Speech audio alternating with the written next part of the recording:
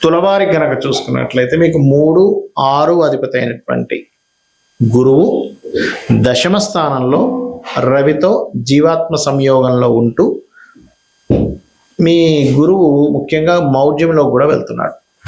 కాబట్టి 3, 6 అధిపతి దశమ స్థానంలో రవి గురువుల యొక్క కలయిక. దీని మూలంగా మీకు కలిగేటువంటి ఫలితాలు, ఏ దేవతారాధన చేయాలి, ఎటువంటి విషయాల పట్ల మీరు జాగ్రత్తగా ఉండాలి అనేటువంటి అనేకమైనటువంటి అంశాలు చెప్తుంది నేనైనప్పటికీ చెప్పిస్తుంది సాక్షాత్ లలిత అమ్మవారిగా భావిస్తూ ఆ లలితాంబిక అమ్మవారి యొక్క అనుగ్రహం మీకు పరిపూర్ణంగా కలగాలని మనస్ఫూర్తిగా కోరుకుంటూ, ఇక్కడ ఎప్పుడైతే ఈ 3, 6 ఆధిపత్యం వచ్చిందో గురువుకి, దశమ స్థానం అయిందో, ఈ దశమ స్థానంలో ఉండడం వల్ల ఏంటంటే కొంచెం ఒకవైపు ఉద్యోగంలో ఒత్తిడి, ఉద్యోగంలో మిస్కమ్యూనికేషన్స్, నిత్య జీవితంలో కొన్ని పనులు ఆగిపోతూ ఒక జరుగుతున్నప్పటికీ గుర్తింపు కూడా వస్తూ ఉంటుంది. మీరు చేసేటువంటి వృత్తి వ్యాపార సంబంధించినటువంటి విషయాల్లో గుర్తింపు కూడా ఉంటుంది. కాకపోతే ఇక్కడ ఏంటంటే ఆ యొక్క గుర్తింపు విషయంలో ఎంత పాజిటివ్గా ఉంటుందో, మధ్యవర్తిత్వంగా ఉండడం వల్ల, మధ్యవర్తిత్వంగా ఉండే అప్పులు ఇప్పించడం వలన, లేకపోతే సిబ్లింగ్స్తో లేదా తోబుట్టు వరుస వారితో ఉండేటువంటి కొన్ని మిస్కమ్యూనికేషన్స్ వల్ల మీకు రావాల్సిన భూమికి సంబంధించిన విషయాల్లో కానివ్వండి, మీ యొక్క జీవిత భాగస్వామికి సంబంధించిన కొన్ని విషయాల్లో అంటే వాళ్ళు వెక్స్ అయిపోయి మీ యొక్క వివాహ జీవిత సంబంధించిన విషయంలో జరిగేటువంటి కొన్ని అంశాలు ఇక్కడ చూపిస్తూ ఉన్నాయి. ఎందుకంటే తులాలగ్నము వారికి రవి గురువులు ఇద్దరూ కూడా పూర్వజన్మ కర్మకారకులే అవుతారు. ఆ పూర్వజన్మ కర్మకారకులు దశమ స్థానంలో ఉన్నందుకేమో పేరు ప్రఖ్యాతులు, చేసే జాబ్లో కొంత గుర్తింపు ఇస్తూ, ఉద్యోగంలో కొంత ఒత్తిడిని కూడా ఇస్తూ ఉంటుంది. మరి దీనికి ఏం చేయాలి? లలితా సహస్రనామాల్లో ఓం మాణిక్య మకుటాకార జానుద్వైవరాజితాయ నమః మంత్రము, ఓం అపర్ణాయ నమః అనే మంత్రం ఎక్కువగా చేస్తూ ఉండండి. రవి గురు గ్రహాల దగ్గర ప్రధానంగా మీరు నెయ్యితో దీపాన్ని వెలిగించండి. మరియు అదేవిధంగా గోవులకి అరటికాయలు, గోధుమ రవ్వ తినిపించండి. దుర్గాదేవి యొక్క ఆరాధన, మీకు పంచమ స్థానంలో రాహు ఉన్నాడు కాబట్టి దుర్గా నామాన్ని వీలున్నప్పుడల్లా స్మరించుకుంటూ ఉన్నట్లయితే అన్ని విధాలా మీకు బాగుంటుంది. గోచారంలో జరిగేటువంటి గురువు కానీ శుక్రుడు కానీ ఉన్నప్పుడు దాన్ని మౌఢ్యమే అంటారు. మన జన్మజాతకంలో ఏదైనా ఒక గ్రహం గనక సూర్యుడికి దగ్గర డిగ్రీల్లో, అంటే మౌఢ్యమి కానీ ఇవన్నీ ఎందుకు వస్తాయి అంటే 8 డిగ్రీల లోపల గనక ఉన్నట్లయితే, 8 నుంచి లోపల ఉన్నట్లయితే దాన్ని మౌఢ్యమి, అస్తంగత్వ దోషము అంటారు పర్సనల్ చార్ట్లో. ఇలా అస్తంగత్వ దోషాల్లో మనకి బుధుడు తప్ప మిగతా గ్రహాలన్నీ అస్తంగత్వ దోషంలోకి వెళ్ళిపోతాయి. బుధుడు కూడా వెళ్తారు కానీ అంత ఎక్కువగా వెళ్ళదు, బుధుడు యొక్క ప్రభావం ఉండదు.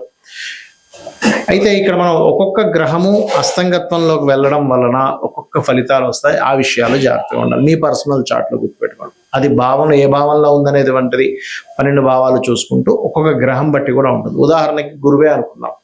మీ జన్మజాతకంలో గురువు ఏ ఆధిపత్యం వహించాడో, గురువు కనుక ఒకవేళ అస్తంగత్వ దోషం ఏర్పడితే ఏమవుతుంది అంటే, మీరు ఏదైనా స్కూల్స్, కాలేజ్ నిర్వహణ చేసేటప్పుడు కొన్నిసార్లు ఒక్కోసారి చూడ మనం బంగారం కొంటూ ఉంటాం. గురువు అస్తంగత్వ దోషంలో మీ జన్మజాతకంలో ఉన్నట్లయితే గోల్డ్ మీద ఇన్వెస్ట్మెంట్ చేయడం అంత శ్రేయస్కరం కాదు.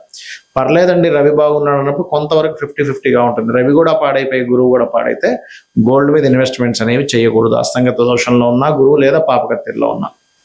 అదేవిధంగా కొన్నిసార్లు అమావాస్య యోగంలో పుడుతూ ఉంటారు కదా, అంటే అప్పుడు చంద్రుడు చాలా క్లోజ్ డిగ్రీల్లో సూర్యుడి దగ్గరికి వచ్చేసాడు, చంద్రుడేమో క్షేణ చంద్రుడే. అలాంటప్పుడు ఏంటంటే మీరు అమావాస్య నాడు పితృదేవతా సంబంధించిన కార్యక్రమాలు చేయడము. మరియు అదేవిధంగా మరొక విషయం ఏంటంటే ఇక్కడ వీటితో పాటు మానసిక సంబంధంగా, అంటే కొంచెం మనసు మీద ఎక్కువ తీసుకుంటూ ఎక్కువ ఎమోషన్స్ అవ్వకూడదు అనేటువంటిది దాని అర్థం అనమాట. అదేవిధంగా కొంతమందికి కుజుడు చాలా క్లోజ్ కంజంక్షన్లో రవితో కనెక్ట్ అవుతాడు. అలాంటప్పుడు ఏమవుతుందంటే వీళ్ళకి సర్వసాధారణంగా తండ్రి కొంచెం అగ్రెసివ్గా ఉండడం, అదేవిధంగా మీకు ఆ పోర్ట్ఫోలియోస్ ఏమొచ్చే దాన్ని బట్టి ఉంటుంది. కాకపోతే ఇక్కడ ఏంటంటే ఏదైనా ఖాళీ ల్యాండ్లు, అందులో ముఖ్యంగా గవర్నమెంట్ ల్యాండ్స్ తీసుకుంటూ ఉంటాం యాక్షన్స్లో, ఆక్షన్ జరిగినప్పుడు. కాబట్టి ఆ ఆక్షన్లో తీసుకునేటువంటి ప్రభుత్వ సంబంధించిన ల్యాండ్స్ తీసుకునేటప్పుడు 1-4 సార్లు మళ్ళీ చూసుకొని తీసుకోవాలి, అందులో ఏదైనా దోషం ఉందా ఏంటి అనేటువంటిది. అదేవిధంగా బుధుడైతే కొంచెం ఎక్కువ కంబస్టబుల్ బుధుడు విషయంలో. కాకపోతే ఏంటంటే బుధుడు మీరు ఎప్పుడైనా గుర్తుపెట్టుకోండి, కంబస్ట్ అయినప్పుడు కొంచెం ఏదైనా వ్యాపారం చేస్తున్నారు లేదా షేర్ మార్కెట్ రిలేటెడ్ సంబంధించిన విషయాల్లో చాలా జాగ్రత్తగా ఉండాలి. అదేవిధంగా శుక్రుడు అనుకోండి, వివాహము, చాలా మందికి శుక్రుడు కనుక క్లోజ్ కంజంక్షన్లో కనుక రవితో ఉన్నట్లయితే అప్పుడు ఏమవుతుంది అంటే మీకు అది వివాహము, వివాహ జీవితము, స్పర్మ్ కౌంటింగ్ తక్కువగా ఉండడము, లేకపోతే కొంతమందికి లేడీస్కి అయితే వాళ్ళకి చూడండి ఒక్కోసారి వాళ్ళు ఈ thyroid related issues, హార్మోనియల్ related issues వస్తూ ఉంటాయి.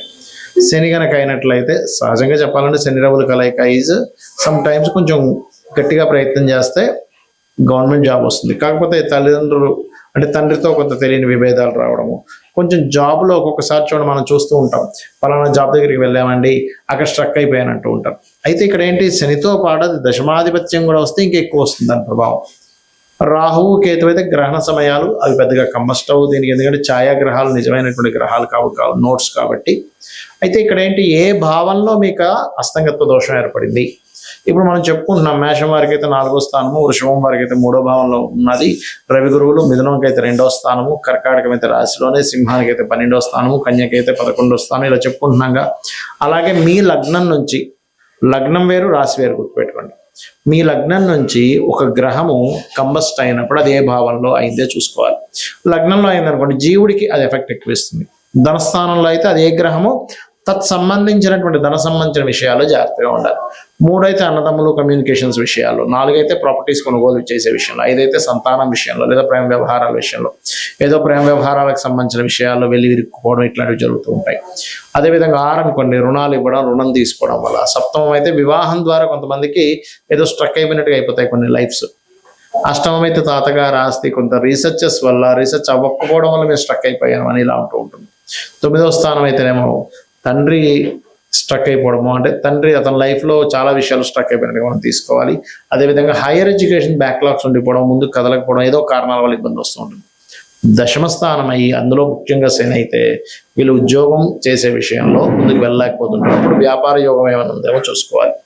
లాభం అయితే వ్యాపార స్థానాలు ఏదైనా ఒక లాభం ఆశిస్తున్నామో, ఎక్స్పెక్టేషన్ చేస్తున్నాము, అప్పుడు ఇబ్బంది వస్తుంది. 12వ స్థానం అయితే ఇన్వెస్ట్మెంట్ చేసేటప్పుడు పర్టికులర్గా ఆ మహాదశలు అంతర్దశలు, ఇప్పుడు ఎగ్జాంపుల్ ఒక గ్రహం ఏదైనా కంబస్ట్ అయింది అంటే అస్తంగత్వ దోషంలోకి వెళ్ళిపోయింది, దాన్ని గోచారంలో మౌఢ్యమి అనే పదంతో వాడతాం. ఇప్పుడు ఆ అస్తంగత్వం దోషంలోకి వెళ్ళిపోయినటువంటి ఆ యొక్క గ్రహం ఏదైతే ఉందో అది పర్టికులర్గా మీకు ఏ భావ సంబంధంగా ఉందో చూసుకోవాలి. ఇప్పుడు 12వ భావ సంబంధంగా ఉందనుకోండి, అప్పుడు ఇన్వెస్ట్మెంట్స్ ఆ పర్టికులర్ మహాదశ అంతర్దశలో పనికిరావు, గుర్తుపెట్టుకోండి.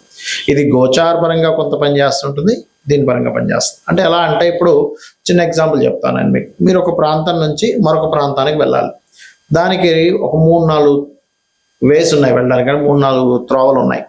కానీ మీరు వెళ్ళే త్రోవ మీకు ముందుగానే ఏమంటే అక్కడంతా వర్క్ నడుస్తుంది, రోడ్ అంతా క్లోజ్ ఉందని ఒక 2-3 కిలోమీటర్ల ముందే తెలిసింది అనుకోండి, మీరు ఏం చేస్తారు, అమ్మ అటు వెళ్తే కష్టమైతే అయితే ఇంకో రూట్లోంచి వెళ్ళిపోతారు.